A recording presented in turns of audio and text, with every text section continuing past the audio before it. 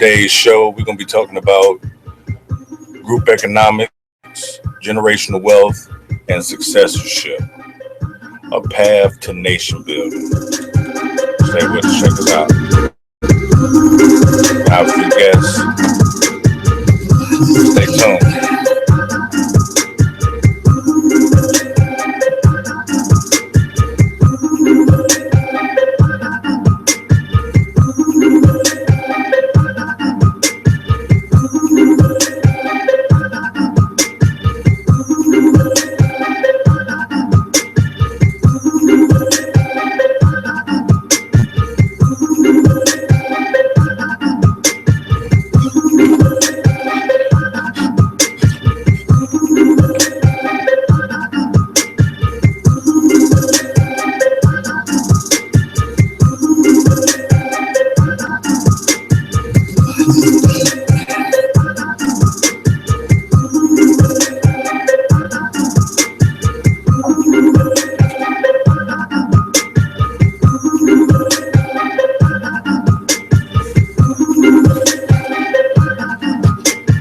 Group economics.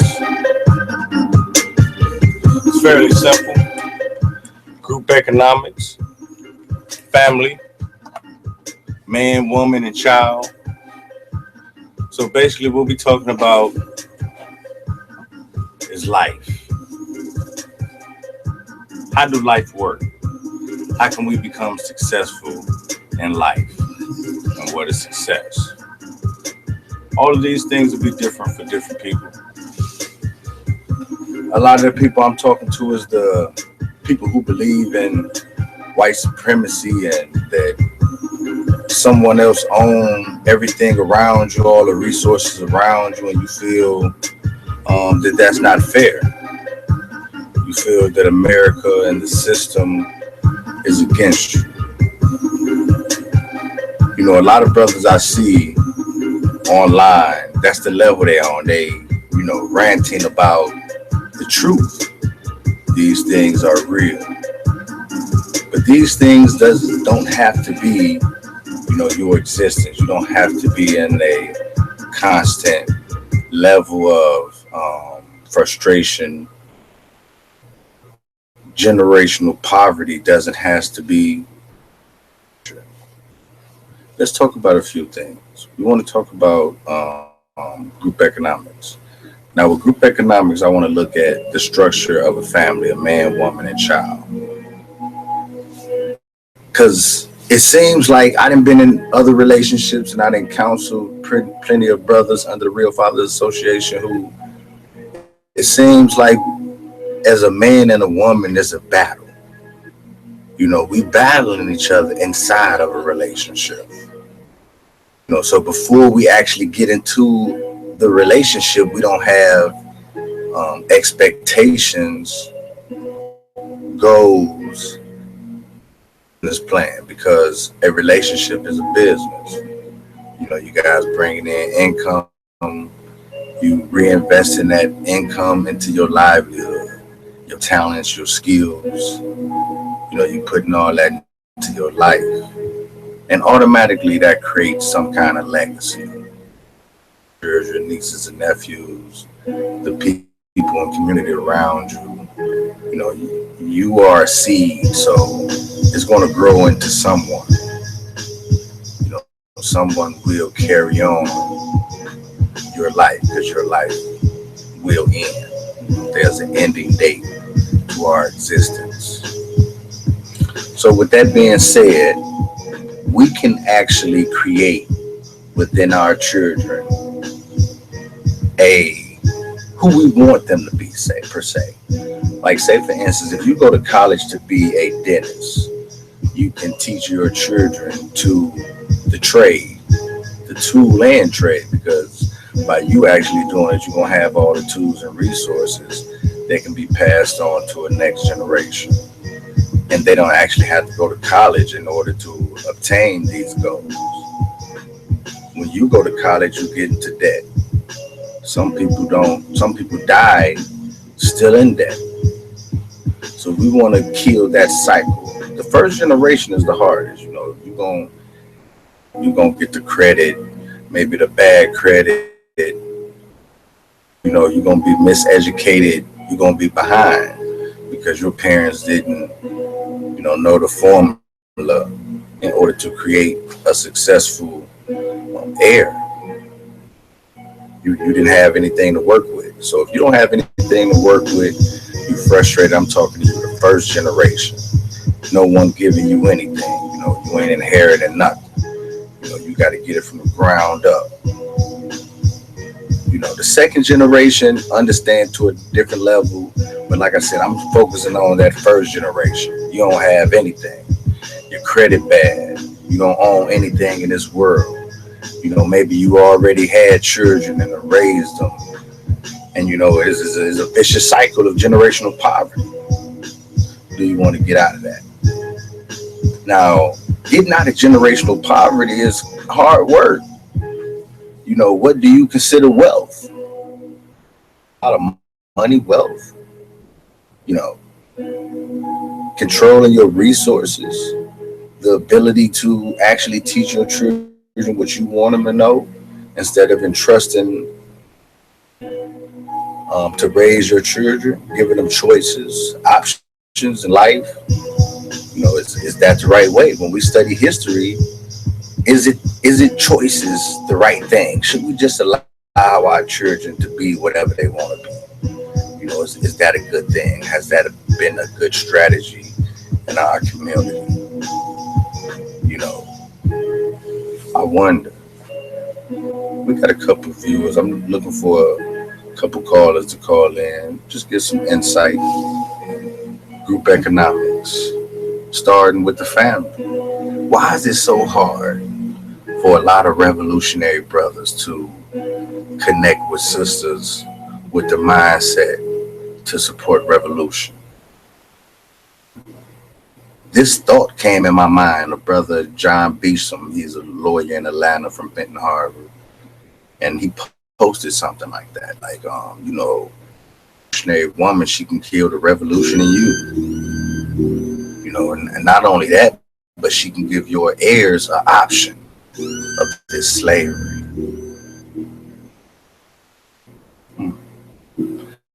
Interesting.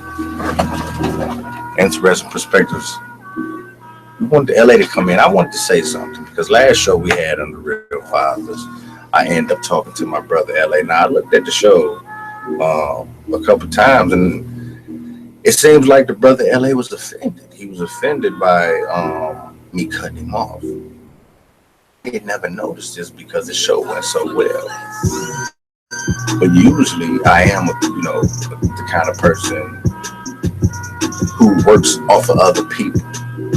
If I'm building with you, particularly on my show, I like to stick to the topic.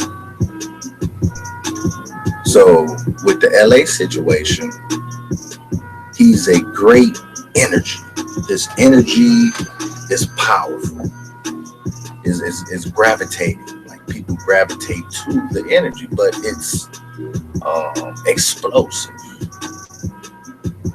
So this explosive energy, I try to combat, give it a balance on the show to make the show more interesting and entertaining. Because I can be boring sometimes, But LA give that energy that enhances what I'm speaking on. Because sometimes my mind can be so focused on one point that the next idea can be next week. Like, I can actually think on a point until I solve it. That's just how my mind works. If I have a problem, I'm gonna think on it until I can solve it. Now, sometimes, that can get in my way because everything can't be solved. So I must concentrate on the things that I can directly control, particularly within myself. So I listen to a lot of people. And right now, like I said, I'm really interested in the economics of white supremacy. Can this be, and some people in the community, some people that I listen to, who talking about these things, they saying it as if it's evil. White supremacy, this system is an evil thing that we must reject. So I wonder, how can we reject a system that we're so dependent on? Most of the people who against it have jobs, and it's always a reason why we can't go to the next level. So if you go to work, you a slave. If you go to college, that's the slave master's education. Um, it's like a catch-22 when you was born into a situation that once you see it stifles you. It makes you don't want to do anything at all. You can't even get dressed. You can't even eat if you're not creating your own resources. Everything, you are the number one consumer of white supremacy. So it made me start thinking of, how can I get out of that situation? How could I escape? I've been an escape artist all my life, so escaping is something that I've thought of. And I wrote a book, my next book, Life and Love of a Hustler 3, called Escapism of White Supremacy. How can you, and even in the book, I kind of ruled that in a slave master society, there's always someone over you. And that has nothing to do with color. So even when we say white supremacy, I'm not even talking about color. I'm talking about political privilege, economic privilege, social privilege. Um, so I looked at two areas, local community, and that was the public education school system and the church, because the church in my community was the most powerful force of group economics. So I looked at those two things, because people are graduating from high school and people are professing that Jesus is their Lord and Savior. So these are the two elements that I deal with. I also deal with Islam. Now, in Islam, it's not in this particular community, but what would be the effects of Black Islam coming into the community, and the mayor of that city being a student minister? So I'm using reality and fiction put together, like the what if factor. So that's why I'm going with it. Group economics. We come together in order to control our resources.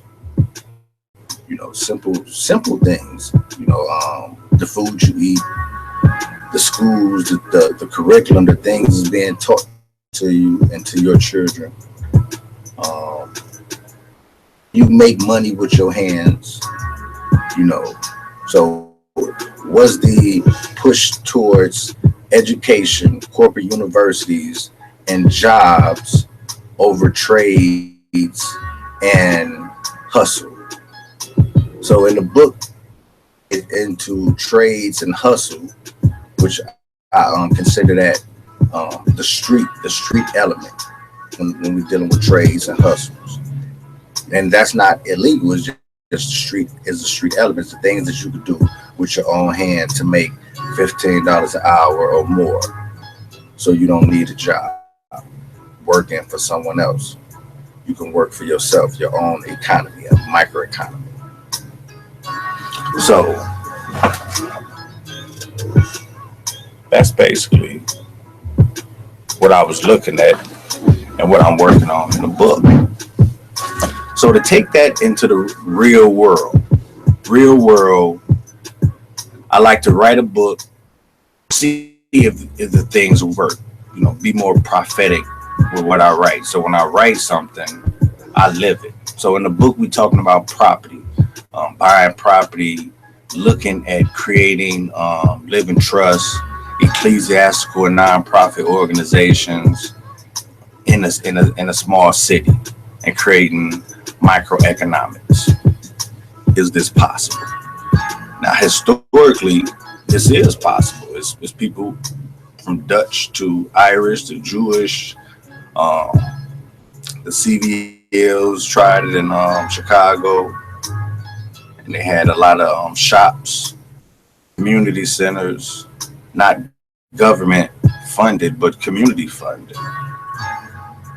So going back to that, going back to the block parties, social clubs, nonprofit organizations, just creating after school programs. This business based. A person want to spend extra on not just sports, but teaching their children advanced mathematics, technology, recording, video production. It's just other opportunities to create academic entrepreneurs in the community. How can we turn these degrees? If you have a degree, how can we turn these degrees into social businesses? So if you're a teacher, someone can pay you to teach. You have the knowledge to be able to make maybe 20, 30, whatever, however much they paying you. But can you take that knowledge and turn that into a business? I think you can. You know, I think a lot of fathers, a lot of mothers will pay teachers to teach their children not like a special ed, but an advanced level.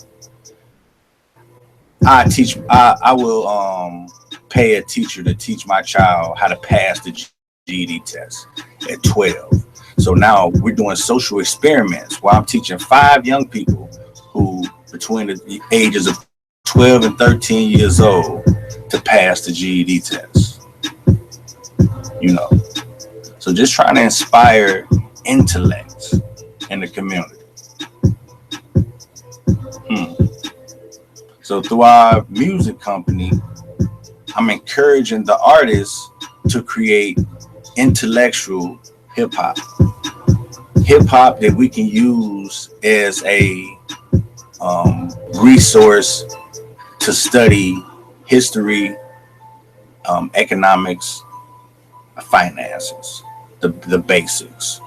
You know, years old, we want to prepare young people to be successful financially. Is that what we have? Is that possible?